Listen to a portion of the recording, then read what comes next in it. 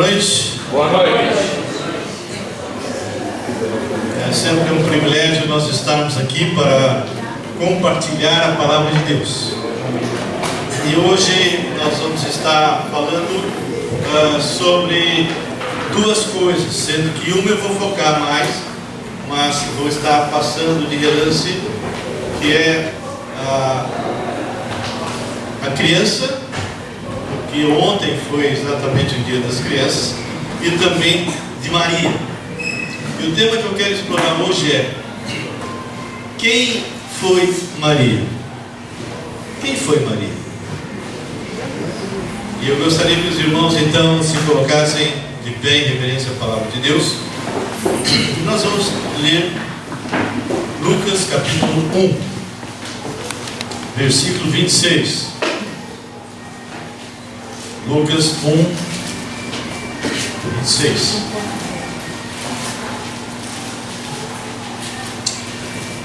No sexto mês, foi o anjo Gabriel enviado da parte de Deus para uma cidade da Galileia chamada Nazaré, a uma virgem, desposada com certo homem da casa de Davi, cujo nome era José. A virgem chamava-se Maria. E entrando o anjo aonde ela estava, disse: alegra-te muito favorecida, o Senhor é contigo. Ela, porém, ao ouvir esta palavra, perturbou-se muito e pôs-se a pensar no que significava esta saudação. Mas o anjo disse: Maria, não temas, porque achaste graça diante de Deus. Eis que conceberás e darás à luz um filho, a quem chamarás pelo nome Jesus. Este será grande, será chamado Filho do Altíssimo. Deus, o Senhor, lhe dará o trono de Davi, seu pai. Ele reinará para sempre sobre a casa de Jacó, e o seu reinado não terá fim. Então disse Maria ao anjo: como será isto, pois não tenho relação com homem algum? Respondeu-lhe o anjo: descerá sobre ti o Espírito Santo, e o poder do Altíssimo te envolverá com a sua sombra. Por isso também o ente santo que há de nascer será chamado Filho de Deus. E Isabel, tua parenta, igualmente concebeu um filho na sua velhice, sendo este já o sexto mês para aquela que diziam ser estéril. Porque para Deus não haverá impossíveis em todas as suas promessas. Então disse Maria: aqui está a serva do Senhor, que se cumpra em mim conforme a tua palavra. E o anjo se ausentou dela. Deus vivo, Deus poderoso, Deus que nos conhece por dentro e por fora, Deus que nos abraça. Nós te adoramos pelo que tu és, não apenas pelo que o Senhor faz. Pedimos a ti agora, Pai, que o teu Espírito possa iluminar esses textos e que possamos compartilhar, e que nós possamos nos apropriar do conteúdo, aplicando em nossas vidas. Peço isso a ti, no nome poderoso de Jesus. Amém. Amém. E amém. Se alguém puder me dar água, seria bom.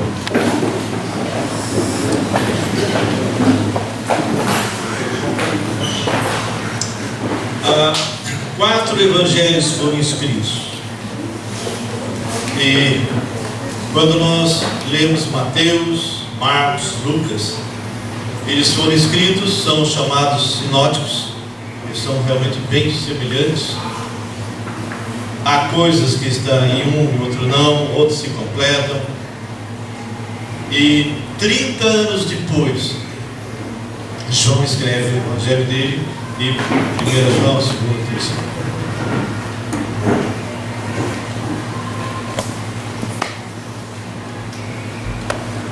Nosso irmão Lucas, ele era bem diferenciado. Lucas, ele era médico e evangelista, e ele está escrevendo para um homem específico que era Teófilo. E ele, nessa época, possivelmente ele era recém-convertido, ele não tinha muita intimidade com Teófilo. Tanto é que ele o chama ó excelentíssimo Teófilo. Mas essa expressão nós não encontramos quando ele está escrevendo Atos dos Apóstolos. Ele já chama de ó Teófilo. O tempo passou e possivelmente se estreitou amizade, e aquele formalismo foi embora. Lucas é considerado um excelente historiador, geógrafo, um pesquisador, e é interessante como Deus o conduziu para escrever, tanto aqui quanto em Atos. E ele começa dizendo que muito houve que empreender uma narração coordenada dos fatos. Então ele está de uma forma muito clara deixando que aquilo que ele vai falar eram fatos, e fatos que haviam se realizado entre eles. E ele diz: conforme nos transmitiram os que desde o princípio foram deles testemunhos oculares e ministros da palavra. Então Deus o conduziu através do Espírito Santo, e ele foi colhendo algumas informações, e essas informações então faz parte desse livro. E ele tinha um motivo pelo qual ele escreveu, porque no versículo 3 e 4 ele diz: igualmente a mim me pareceu bem, depois de acurada investigação. Ou seja, ele não escreveu baseado em achismo, ele escreveu baseado em testemunhas oculares, em ministros da palavra. E ele diz: igualmente a mim me pareceu, depois de acurada investigação de tudo, desde essa origem, dar-te por escrito, excelentíssimo Teófilo, uma exposição em ordem cronológica, para que tenhas plena certeza das verdades em que foste instruído. Ou seja, ele estava querendo que Teófilo tivesse uma base muito firme, uma base muito forte com respeito à vida, ministério do Senhor Jesus, e também daqueles servos de Deus que gravitaram em torno de Jesus, e especificamente um deles, João o Batista. Ele começa falando no versículo 5 que havia um homem chamado Zacarias. Zacarias, ele era alguém que vinha de Arão. Então havia um ritual que era praticado dentro do templo, e devido à quantidade enorme de homens sacerdotes que poderiam fazer esse ritual, era possível que a pessoa passasse a vida inteira, morresse sem ter tido essa chance e essa oportunidade. No caso, o Senhor destaca Zacarias e permite que ele faça isto, e quando ele está ali ministrando, aparece um anjo. O anjo Gabriel diz a ele: olha, Zacarias, a tua mulher vai ter um filho. A esposa Isabel era estéril. Isso seria realmente um milagre. E naquela época, a mulher que não tinha filhos, normalmente ela se sentia desonrada, como se tivesse sido esquecida por Deus. E a quantidade de filhos, quanto mais, melhor.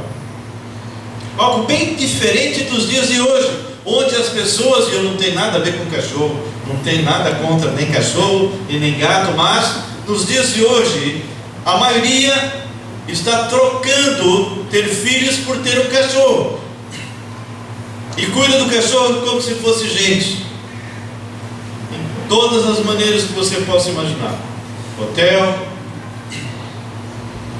psicólogo, manicure, buffet, aniversário, enterro, cemitério, e é chamado de filho. E é chamado de filho. Só que os filhos é que realmente são os motivos pelos quais Jesus veio a este mundo, para morrer por causa de todos que nascem. E nós entendemos que Zacarias deve ter ficado realmente maravilhado, mas ele não creu. E o anjo diz: olha, você não acreditou naquilo que eu estou falando, então você vai ficar mudo. O nome do menino que vai nascer, e vai nascer, será João, que significa o Senhor é gracioso. E pelo decorrer, quando vocês lerem capítulo 1, capítulo 2, vocês vão perceber que ele ficou realmente mudo. E quando nasceu João, as pessoas queriam colocar o nome de Zacarias, e ele disse não. Ele fazia um gesto e escreveu: João é o seu nome. Irmãos,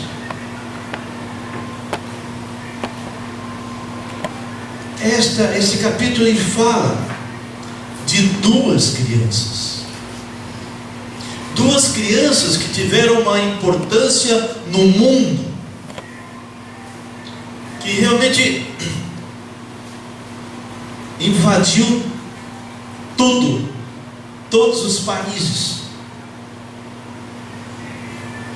E o nome de João, e principalmente de Jesus, até hoje é divulgado. João foi uma criança abençoada. Ele era primo de Jesus, tinha 6 meses, ele era 6 meses mais velho. E o interessante que ele é chamado da pessoa mais importante nascida entre os homens. Só que Jesus completa que aqueles que estão no reino de Deus, o menor deles é maior que João. Mas em termos de nascido de mulher, pela boca do próprio Jesus, ele disse que ele foi o mais importante. Nós estamos numa época, irmãos, onde as pessoas hoje, se vocês forem na China, há relatos de mais de 80 mil meninas que foram assassinadas. Se você chegar nos Estados Unidos e uma pessoa, uma mulher, vai ao hospital e tem um filho, e ela não quer esse filho, não quer, pela lei, ela entrega e essa criança é morta pela lei. Mas se a mesma mulher cortasse uma árvore, a mesma mulher matasse um cachorro, ela seria presa. Que inversão de valores! Que inversão de valores! Bem, então vamos deixar um pouquinho de lado João. Nós vamos falar com ele mais adiante. Agora vamos falar da segunda criança.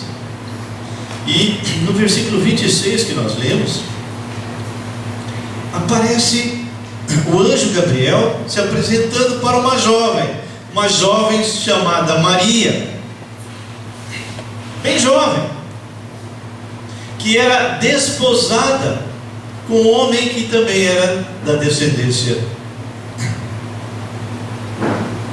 de Davi. Ele era jovem,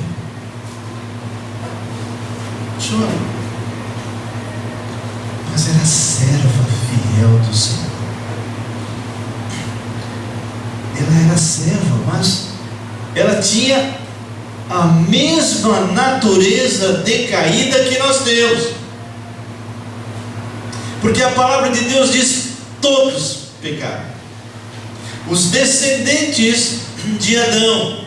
Por um só homem entrou o pecado e todos morreram, inclusive Maria. Mas ela é uma serva. E quando esse anjo aparece para ela, ela diz: mas como que eu posso ter essa pessoa? Como posso ser mãe, se eu não tive e não tenho relação com homem algum? Mas o anjo diz: descerá sobre ti o Espírito Santo, e o poder do Altíssimo te envolverá com a sua sombra. Ou seja, seria algo sobrenatural. Por isso também o ente santo que há de nascer será chamado Filho de Deus. Em outro evangelho é Emanuel, Deus conosco. E o seu nome será Yeshua, e o seu nome será salvação. O eu sou que sou, e Yehová se tornou Yeshua. E nós então, olhando para Maria, uma jovem descendente de Davi, ela, com todos os riscos, imagine, com todos os riscos, ela aceitou. Se cumpre em mim. E por que todos os riscos? Porque ela estava grávida. E José, que era um prometido dela, segundo os costumes de Israel, era como se fosse o marido, mas ainda não havia coabitado com ela, e de repente ela está grávida. E segundo a lei, ela estava sendo passível de apedrejamento, de morte. E ela corre esse risco. Qual é o papel de Maria nessa história? Dois, nós vamos ver. Lá, quando a gente olha lá para trás, um dos descendentes de Davi, chamado Jeconias, foi amaldiçoado por Deus. E Deus disse: não subirá no trono de Davi nenhum descendente seu. E a gente vê que aí eles são colocados em Babilônia, e quando saem de Babilônia não tem mais rei. Nós só vamos ouvir falar de rei lá nesse momento aí, na época que Jesus está para nascer. E um homem chamado Herodes, um usurpador, ele era descendente de Esaú. Esaú havia trocado a sua primogenitura por um prato de lentilha vermelha, daí a palavra Edom. Ele era edomita, e ele se fazia passar como se fosse de Israel, mas não era. E quando entra Roma, e possivelmente esse homem tinha algum tipo de posição ali, e aí o líder romano local dá a ele a garantia para que ele se tornasse o rei de Israel. Mas, segundo aquilo que estava escrito, o descendente que deveria estar no trono chama-se José. José, o carpinteiro, aquele homem que trabalhava com madeira, aquele homem que era conhecido a ponto de alguém dizer: mas esse não é filho de José, o carpinteiro? Não vive entre nós, a sua mãe, seus irmãos?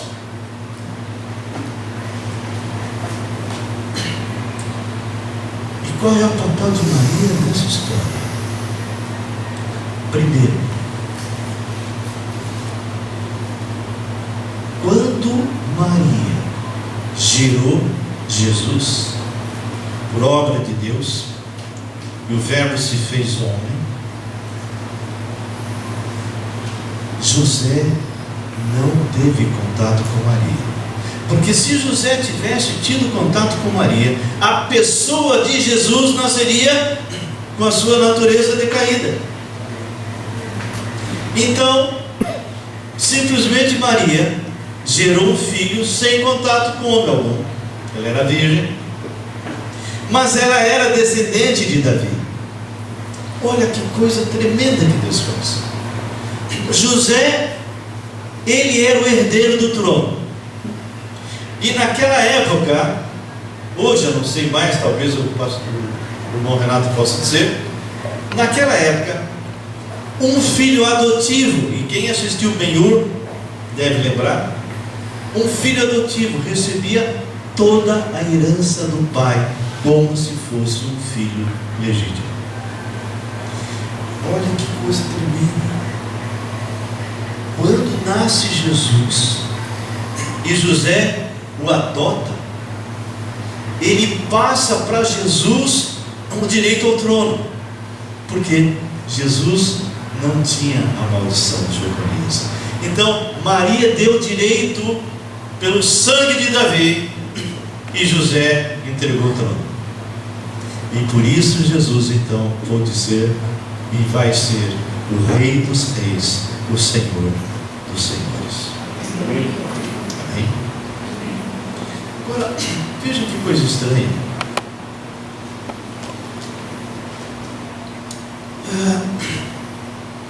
Gabriel disse para Maria: olha, Maria, a tua prima Isabel vai ter um filho, e já é o 6º mês. E é interessante, porque João havia recebido informações. Assim que o Gabriel apareceu para ele, se você abrir capítulo 1, versículo 15, diz assim: pois ele, se referindo a João, será grande diante do Senhor, não beberá vinho, nem bebida forte, ele seria um nazireu, será cheio do Espírito Santo já do ventre, guarda isso, já do ventre materno, e converterá muitos dos filhos de Israel ao Senhor seu Deus, e irá diante dele no espírito e poder de Elias, ou seja, o Espírito Santo, para converter os corações dos pais aos filhos, converter os desobedientes à prudência dos justos, e habilitar para o Senhor um povo preparado. Então Zacarias recebeu a informação da importância do seu filho. Por quê? Porque ele estaria cumprindo uma profecia de Isaías, onde ele, João, estaria apontando o Cordeiro de Deus que tira o pecado do mundo. Ele era a voz que deveria apregoar isto, apontar para Jesus no deserto. E ele então começa a atrair não só o pessoal ali de Jerusalém, mas vinha de todas as partes. E ele batizava. Se prepare, porque está próximo o reino de Deus. Se arrependam. Ele teve o privilégio de batizar o Senhor, Deus homem. Eu fico imaginando como foi essa cena, e realmente o que João Batista vivenciou naquele momento. Mas eu agora quero tirar o foco das duas crianças e quero passar para Maria. Irmãos, a Maria que nós ouvimos por aí não é essa Maria. A Maria que nós ouvimos por aí é uma Maria criada pelos homens, pelos religiosos desse tempo. E me faz lembrar a Diana dos Efésios, que tinha uma cidade onde havia uma grande idolatria, a ponto de quando chega Paulo ali pregando, aqueles que viviam da idolatria começaram a ficar com medo. Olha, esse homem está pregando e vai cair a credibilidade, e sobre Diana dos Efésios nós vamos ficar sem o nosso sustento. E a mesma coisa acontece em Aparecida do Norte. É exatamente igual. E ontem foi comemorado exatamente o dia, não da nossa Maria, mas da Maria dos homens. Uma Maria que está em muitos e muitos países sendo idolatrada, e construído uma série de caráter, de personalidade em cima dela, que ela não tem. Porque quando nós olhamos a palavra de Deus e olhamos o que se criou, a Maria que está sendo plantada no mundo recebeu atributos que só são de Deus: onisciência, onipotência, não é? E ela é mediadora. Então ele era onisciente, sabe tudo, onipresente e onipotente, mediadora, corredentora, rainha nossa, e mais uma série de coisas que não faz parte da verdadeira Maria. E mais, ainda colocaram para Maria que Maria não tinha pecado, e a palavra fala todos pecaram, não é todos, mesmo Maria e Jesus, todos pecaram. Então, focando Maria e entendendo que Maria era uma jovem fiel ao Senhor, mas era pecadora como todos nós. Então, diz a palavra no capítulo 1, a partir do versículo 39: naqueles dias, expondo-se Maria, foi apressadamente à região montanhosa, a uma cidade de Judá. Entrou na casa de Zacarias e saudou Isabel. Ouvindo esta saudação de Maria, a criança lhe estremeceu no ventre. Então Isabel ficou possuída do Espírito Santo e exclamou em alta voz: bendita és tu entre as mulheres, bendito o fruto do teu ventre. De onde me provém que me venha visitar a mãe do meu Senhor? Pois logo que me chegou aos ouvidos a voz da tua saudação, a criança estremeceu de alegria dentro de mim. Irmãos, é por isso que nós cristãos não aceitamos o aborto, porque aborto é assassinato, aborto é matar um ser vivo. Essa criança no ventre de Isabel sentiu alegria. O Espírito Santo revela, porque ali estava outra mãe que iria gerar o Deus homem, Jesus. Agora imagina, se essas duas mães tivessem sido abortadas, qual seria o resultado do nosso mundo?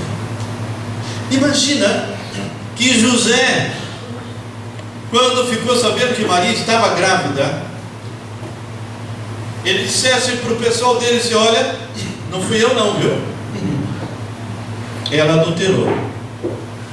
Fatalmente ela seria apedrejada e morreria, e o nosso Deus não estaria aqui. Mas Deus entrou nessa história. Deus manda o anjo revelar para José, e José, com muita coragem, adota essa criança como se fosse dele. E nós vemos então o prosseguimento dessa jovem que tinha convicções muito claras de quem ela era, e de que ela não era aquilo que os homens dizem hoje. Nós amamos Maria, honramos Maria, mas Maria não nos escuta, Maria não nos atende, Maria não pode ouvir, não está presente, não é intermediaria, porque a palavra de Deus diz: porquanto há um só intermediário entre Deus e o homem, Jesus, homem. E ela era consciente de quem ela era. Olha só, a partir do versículo 45 diz assim: bem-aventurada a que creu, porque serão cumpridas as palavras que lhe foram ditas da parte do Senhor. Então Maria, olha o que ela diz. Então disse Maria, versículo 46: a minha alma engrandece ao Senhor, e o meu espírito se alegrou em Deus meu Salvador. Eu e Graça costumávamos fazer projetos nas praças, passando o filme Jesus. muitas e muitas e muitas vezes. Quantas conversões? O filme Jesus é baseado em Lucas. E numa dessas vezes, quando nós estávamos passando o filme, tinha um homem lá com um guarda-chuva, estava chovendo, e passa um garotinho perto dele e diz: "Ô padre, até o senhor está aqui?" Ele se esconde. Nós estávamos perto de uns 50 estudantes, e vocês sabem como é estudante.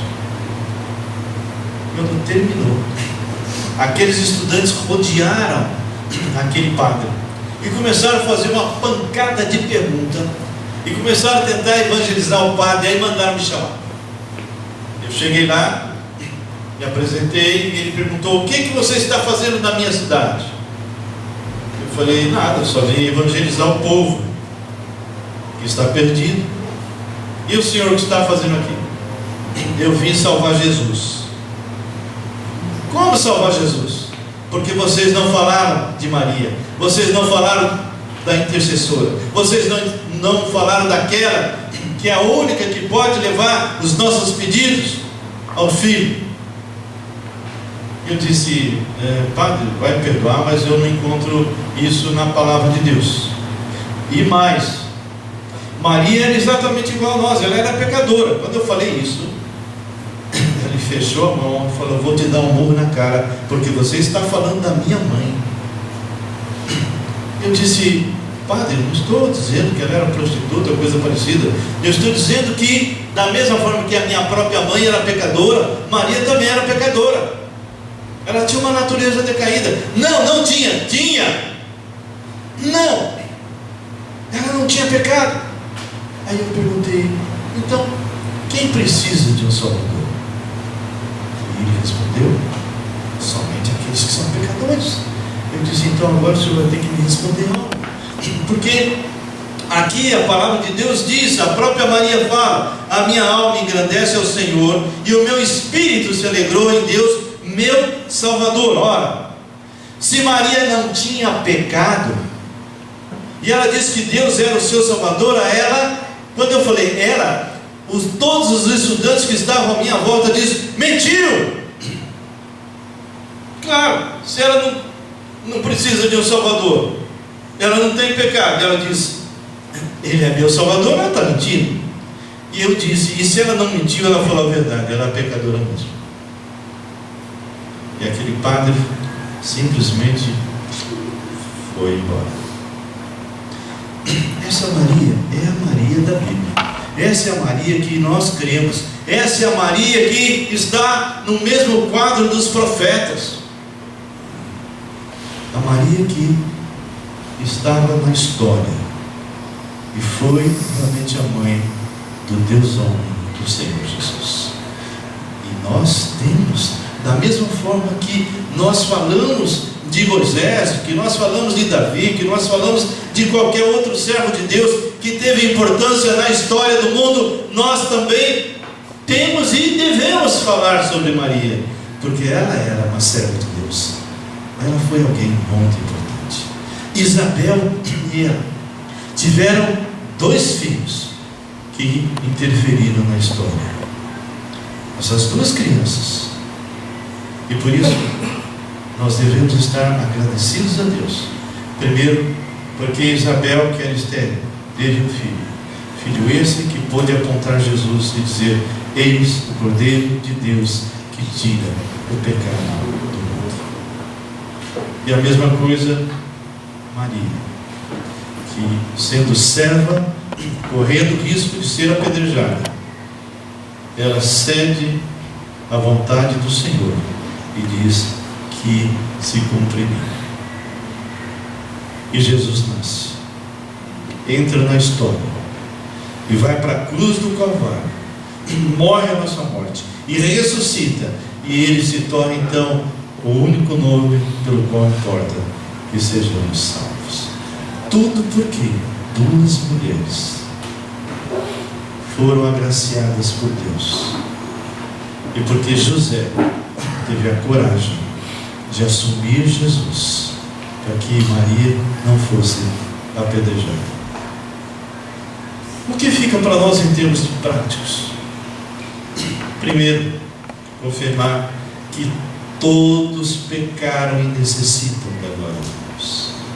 Segundo, que as crianças são presentes do Senhor. Você não sabe o que o seu filho vai ser. Eu tive 3 e tenho 7 netos, e acredito que outros que estão aqui também têm netos e têm filhos. Tem filhos que nós já começamos a olhar e enxergar que esse vai ser o ministro da palavra. E nós temos um Daniel aqui dentro. E outros. Cuidem de seus filhos. Pode amar seus cachorros, amar seus gatos, mas não transforme os seus gatos e os seus cachorros em gente, porque os seus filhos são muito mais importantes. Eles serão o futuro, e temos que investir neles, temos que orar por eles. E quando alguém está grávido, e eventualmente foi uma gravidez errada, não vamos animar essa moça para simplesmente abortar seu filho, porque ali existe uma vida, e só Deus tem autoridade para tirar essa vida. Amém? Vamos fechar os nossos olhos e agradecer a Deus. Agradece a Deus porque isso chegou às nossas mãos. E nós tivemos condições de ouvir essa palavra, entender quem era Jesus. E hoje temos então a salvação. Agradeça, louve o Senhor, adore o Senhor, busque a sua presença. Eu acredito que todos que estão aqui são servos de Deus. Não creio que haja alguém aqui que não seja, pelo menos não estou percebendo nenhum, mas de qualquer forma eu sempre faço algo que, quem sabe, se houver uma pessoa aqui, uma só, que ainda nunca nasceu de novo, de verdade, nunca entendeu o Evangelho, nunca entendeu que Jesus é Deus e que se fez homem e que morreu na cruz em nosso lugar e ressuscitou e está vivo, se não entendeu isso, e você que tem um encontro com Cristo, não importa se você já frequenta a igreja ou já frequentou a igreja, mas se você não nasceu de novo, não adiantou nada. Então, se hoje você está aqui e precisa ser visitado por Cristo, então diga para Ele: Senhor Jesus, eu preciso de Ti. Eu sei que sou pecador, mas entendi também que o Senhor é o único nome que pode me salvar. Então hoje eu me arrependo de todos os meus pecados e convido para que o Senhor seja o meu dono, o meu Senhor, o meu Salvador pessoal. Eu creio a partir de agora que eu fui feito filho de Deus, segundo a Tua palavra, e todos os meus pecados foram perdoados, e eu fui feito filho de Deus, e tenho a vida eterna. Se há alguém entre nós que ainda não tinha orado de verdade, não havia realmente convertido o seu coração a Cristo Jesus, que você possa levantar a tua mão para que eu possa orar por você. Tem alguém que fez essa oração e gostaria que nós orássemos por você? Se tiver, levante a sua mão onde você está, para que nós possamos orar. Amém? Fica de pé, querida, fica de pé. Teria mais alguém que pela primeira vez entendeu o Evangelho, mesmo frequentando a igreja, e que realmente quer ter Jesus como seu Senhor e Salvador? Se tiver, levanta. Amém? Tem mais alguma pessoa que gostaria de receber Cristo hoje à noite como seu Senhor e Salvador? Se tiver, levante de onde você está. Não importa quanto tempo você frequentou a igreja, mas se você não tinha entendido o Evangelho ainda, hoje é dia da sua salvação. Pastor Antônio Carlos, vem orar por eles.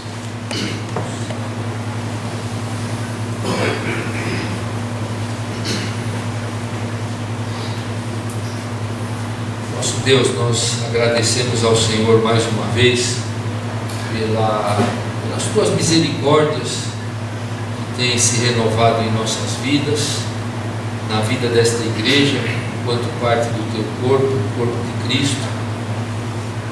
Louvando ao Senhor porque podemos abrir Tua palavra, pregar o Evangelho, agradecendo ao Senhor que o Teu Espírito ilumina o entendimento, e pessoas podem entender o Evangelho e receber Jesus como seu Salvador e Senhor. Pedimos, ó Deus, que de fato essa graça se confirme nessas vidas pelo legítimo desejo e entendimento de entregarem suas vidas ao Senhor. E louvamos a Ti, ó Deus, porque entendemos pela Tua palavra quando há conversão, a alegria do céu. Que Tu possas, ó Deus, então acolher estes queridos, que eles possam verdadeiramente desfrutar das alegrias de terem sido salvos por Jesus e buscar entendimento e conhecimento de todas as implicações que estas coisas têm. Elas são renovadoras, transformadoras, provêm esperança eterna para as nossas vidas, renovam as nossas expectativas em todos os sentidos. Muito obrigado, Deus, por operar estas obras nestas duas vidas. Louvamos ao Senhor por isso, pela Tua palavra, em nome de Jesus. Amém.